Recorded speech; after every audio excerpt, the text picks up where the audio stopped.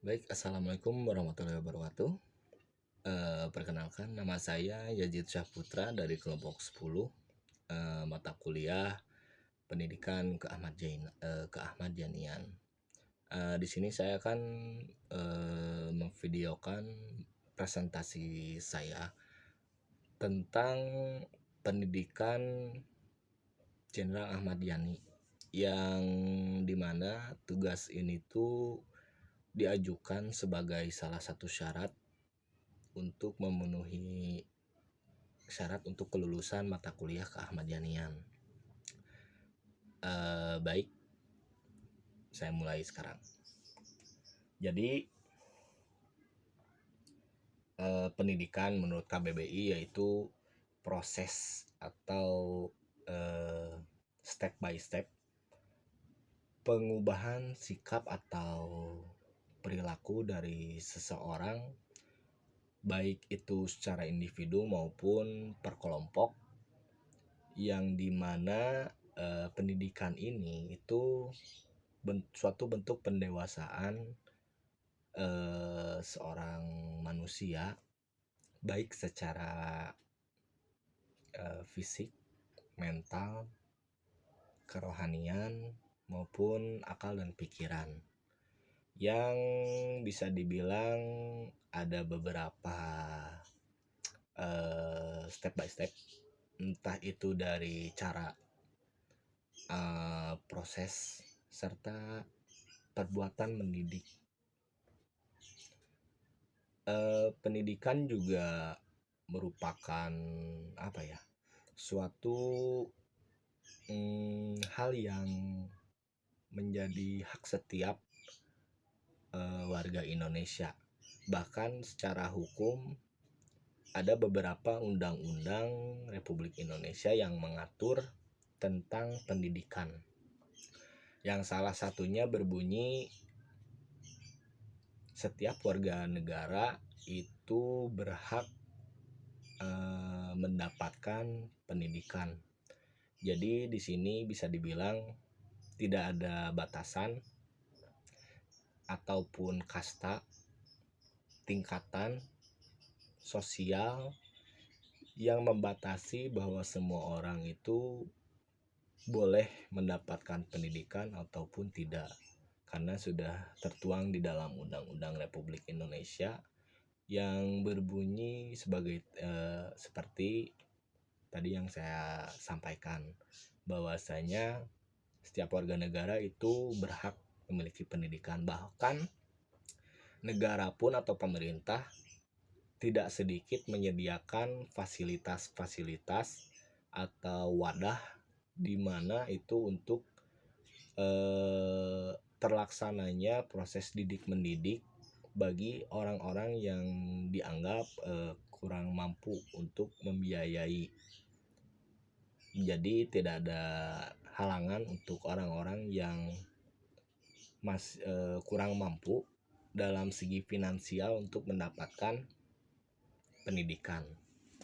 Nah, pendidikan pada saat era Belanda, Jepang maupun pra kemerdekaan itu memiliki sistem atau metode yang berbeda-beda. Ada baik dan buruknya. Bahkan sampai saat ini metode-metode atau sistem pendidikan pada saat zaman-zaman masa lampau tersebut itu ada beberapa yang masih digunakan dan masih dalam tahap perkembangan di Indonesia. Bapak Jenderal Ahmad Yani itu lahir di Purworejo. Nah, pada saat itu beliau masih kecil dan ada suatu peristiwa di mana ada seekor kerbau liar yang mengamuk dan warga sekitar itu kewalahan untuk menangkap kerbau tersebut. Tanpa pikir panjang, beliau Jenderal Ahmad Yani yang umurnya itu masih sangat belia, tanpa rasa ragu-ragu ia dengan lantang memerintahkan orang-orang tersebut atau masyarakat di sekitar untuk menangkap kerbau yang mengamuk tersebut. Dan entah kenapa apa yang dimiliki dalam diri Jenderal Ahmad Yani, orang-orang tersebut pun mengikuti perintahnya dan alhasil kerbau pun tertangkap. Nah, pada saat peristiwa tersebut, seorang bangsawan Belanda yang bernama Haslin, yang notabene-nya beliau juga seorang majikan dari ayahnya, itu melihat peristiwa tersebut, yang menjadikannya itu atau alhasil beliau Jenderal Ahmad Yani itu dimasukkan ke sekolah HIS, yang dimana sekolah HIS itu setara dengan sekolah dasar untuk sekarang. Pada saat bersekolah di HIS, beliau termasuk siswa yang pintar, cerdas, bahkan beliau itu disegani oleh teman-teman sekolahnya karena beliau itu tenang, bijaksana, serta tidak ingin dipuji, yang dimana membuat teman-teman di sekitarnya atau di sekolahnya itu tanpa segan-segan sangat hormat kepadanya. Meskipun beliau tinggal di daerah sering disebut anak kolong, tidak ada anak-anak sebelia beliau yang berani mengganggu beliau karena mereka menganggap Jenderal Ahmad Yani ini dapat dengan mudah menjawab atau menerima tantangan-tantangan yang diberikan oleh teman-temannya. Beliau sekolah di HIS sampai dengan kelas 3 itu di Magelang, dan dari kelas 4 sampai dengan lulus di daerah Bogor. Setelah lulus dari SD HIS atau HIS, beliau melanjutkan sekolahnya di MULO atau MULO. MULO ini tuh setara dengan SMP untuk saat ini. Di MULO pun ia termasuk salah satu siswa terbaik yang berprestasi, yang dimana kepintarannya ini tuh dapat dengan mudah membawa dirinya melanjutkan pendidikan ke AMS. AMS ini adalah sekolah menengah atas kalau untuk sekarang tuh. Namun di AMS beliau selain selalu masuk peringkat 3 besar, beliau tidak sampai selesai sekolahnya di AMS tersebut karena selama 2 tahun saja dia sekolah di AMS. Dari pihak Hindia Belanda itu ada pendidikan wajib militer yang dimana mengharuskannya meninggalkan AMS dan melakukan atau melaksanakan pendidikan militer di Bogor selama 6 bulan. Nah, pada saat beliau pendidikan militer ini selama 6 bulan, ia itu terlihat oleh para teman-temannya dan atasannya juga, beliau ini memiliki jiwa militer yang tinggi, yang dimana ia dipindahkan ke Bogor untuk melakukan pendidikan militer secara intensif. Nah, setelah ia melaksanakan pendidikan intensif tersebut, pemerintah Hindia Belanda menyatakan perang dengan Jepang. Yang sayangnya Belanda kalah oleh tentara Jepang pada saat peperangan di Ciater, daerah Lembang. Pada saat itu beliau Jenderal Ahmad Yani juga mengikuti perang tersebut. Yang alhasil dia ditangkap dan ditawan di kamp penahanan Jepang selama berbulan-bulan. Selama beberapa waktu berlalu, pemeriksaan selalu berlanjut, alhasil beliau pun keluar dan dibebaskan. Nah, pada saat tahun tersebut beliau itu bisa dibilang pengangguran. Nah, dan beliau pun memutuskan untuk menjadi juru bahasa. Pada saat beliau mengikuti beberapa tes tersebut, ada seorang tentara atau seorang tentara dari Jepang itu melihat ada potensi militer di dalam diri Jenderal Ahmad Yani, yang dimana beliau ini disarankan untuk fokus di bidang militer. Nah, setelah ia menerima saran dari seorang Jepang tersebut, ia melanjutkan pendidikan militer pada saat zaman era Jepang.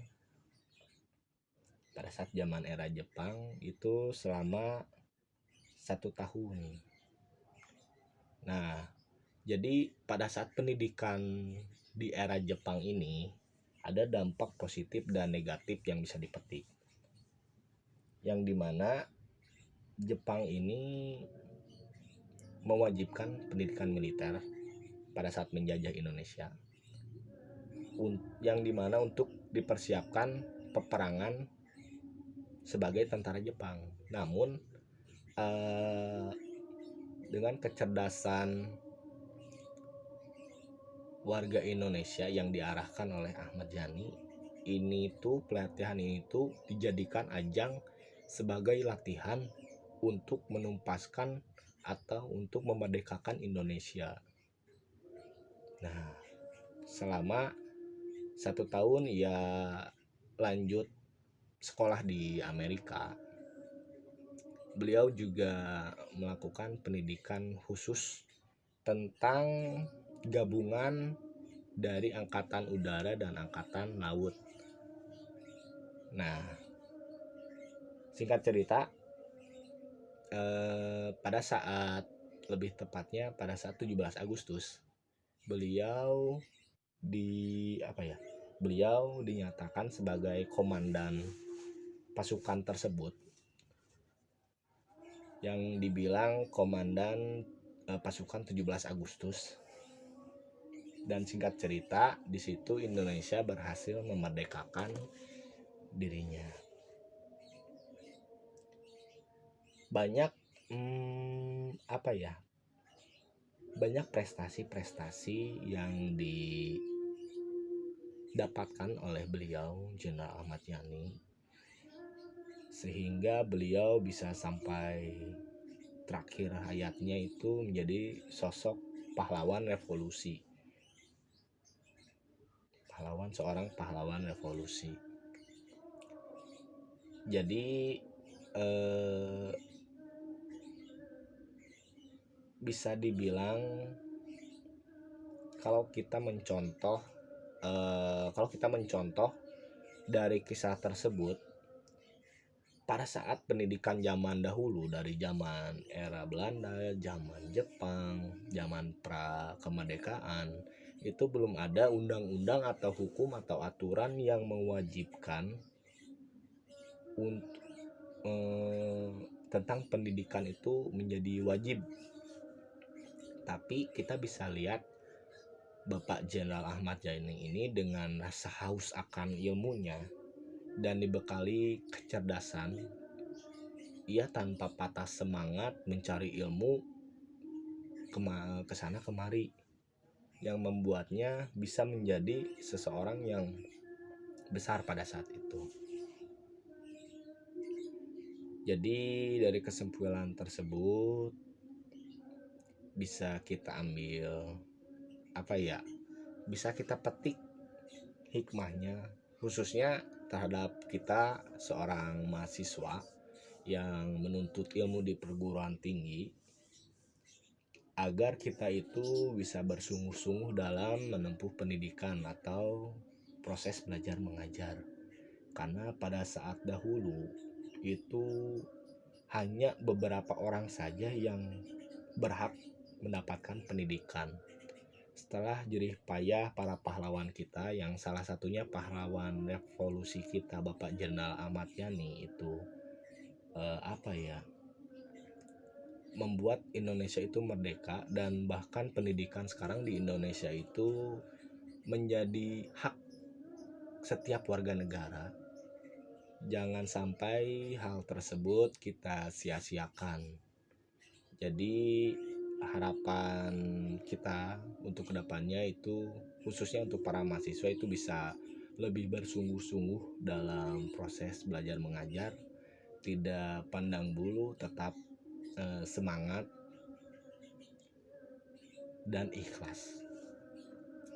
Baik, mungkin sekian presentasi dari saya seputar pendidikan dari Bapak Jenal Ahmad Yani. Mohon maaf bila ada banyak-banyak kesalahan. Terima kasih untuk waktunya. Saya ucapkan terima kasih. Wassalamualaikum warahmatullahi wabarakatuh.